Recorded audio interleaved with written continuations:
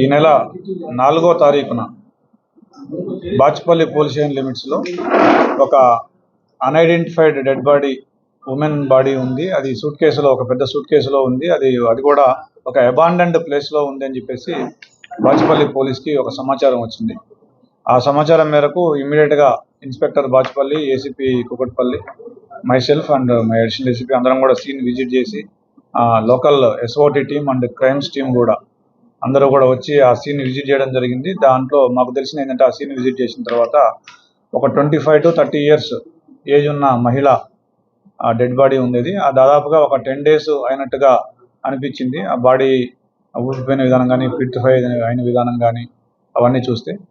So దాంతో ఆ కేసుని మా గౌరవ సిపి గారి అవినాష్ మోహంతి గారి ఆదేశాల, సైబరాబాద్ సిపి గారి ఆదేశాల మేరకు ఆ కేసుని ఛాలెంజ్గా తీసుకున్న పోలీసులు, ఎస్పెషల్లీ ఎస్ఓటి డీసీపీ శ్రీనివాస్ గారు, అదేవిధంగా అడిషనల్ డీసీపీ గారు, వాళ్ళ టీం అందరూ కూడా, అదేవిధంగా లోకల్ పోలీసు కూడా ఈ కేసుని ఛాలెంజ్గా తీసుకొని దాంట్లో వచ్చిన క్లూస్ని బట్టి ఇమ్మీడియట్గా within 48 hours of the case బయటకు వచ్చిన 48 hours ఆ కేసుని డిటెక్ట్ చేయడం జరిగింది సాంకేతిక ఆధారాల సహాయంతో.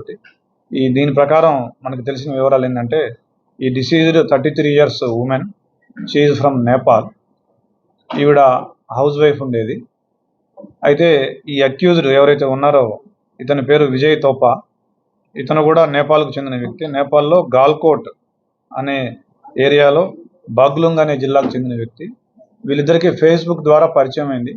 దాంతో ఆవిడ ఏప్రిల్ నెల 15వ తారీఖున ఇక్కడికి వచ్చి ఇతనితో పాటుగా సహజీవనం చేస్తూ ఉంది.